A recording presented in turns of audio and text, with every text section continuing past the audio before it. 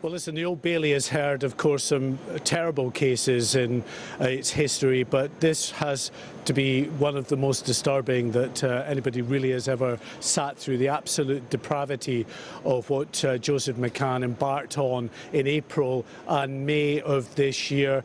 The spree of abductions, sexual assaults and rapes of 11 victims over the course of 2 weeks, starting in Watford, moving to London, then heading up to the northwest around Manchester and Cheshire, traumatising his victims, leaving them with a trauma that they will have to live with for the rest of their lives.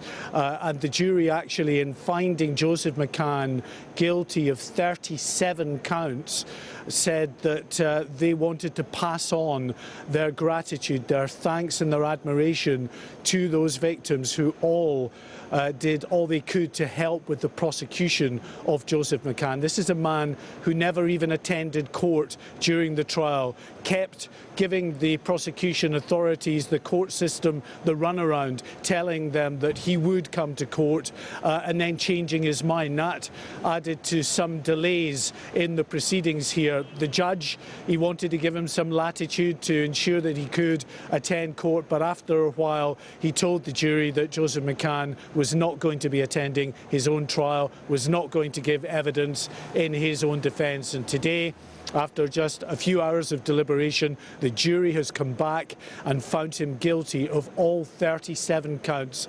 This is my look back at this very disturbing case. The moment police chased down one of the country's most wanted criminals, the end of a short but horrific campaign of kidnap and rape. But there are now real questions about whether Joseph McCann should ever have been free to commit those crimes in the first place. He'd been on an indeterminate sentence.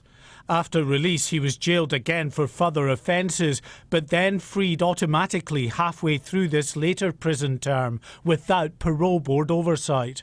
This is a very concerning case. This was a dreadful, dreadful set of offences. And in this case, I think there was clearly an individual error. McCann should have been referred to the parole board after he'd committed further offences. I'm very confident that in those circumstances the parole board wouldn't have re-released him. Joseph McCann's 2 weeks of terror began at 3:59 a.m. on the 21st of April. His 21-year-old victim had left the Prism nightclub in Watford and was walking home when he grabbed her at knifepoint and forced her into his car. Almost 5 hours later, having been raped in her own home, McCann drove to this Watford filling station. His victim sat in the passenger seat, too terrified to move, as he bought condoms in the forecourt shop before eventually letting her go. The police were alerted later that morning. For more than 4 days, when he then struck for a second time, Joseph McCann was not picked up by police. Senior officers here say they took the allegations made by the first victim very seriously, but they did all they could to track him down. Joseph McCann's second victim had been walking home in the early hours of the 25th of April. She was forced into his vehicle at knifepoint. By now, McCann was driving a silver people carrier when later that afternoon he abducted a 21-year-old woman from a street in Edgware, northwest London. She was bundled into the vehicle alongside the victim abducted 12 hours earlier. Both were raped and sexually assaulted before McCann drove to Watford and is seen here on security camera trying to book a room at a B&B, regularly glancing out to check the two young women were still in the vehicle. Back outside here, McCann's victims, who'd been through the most horrendous ordeal, knew it wasn't over. Somehow the oldest woman managed to summon up the strength and the courage to pick up a bottle of vodka from inside his vehicle. When he returned, she smashed it over his head and the pair escaped. I can't even begin to imagine how they were feeling whilst they were detained.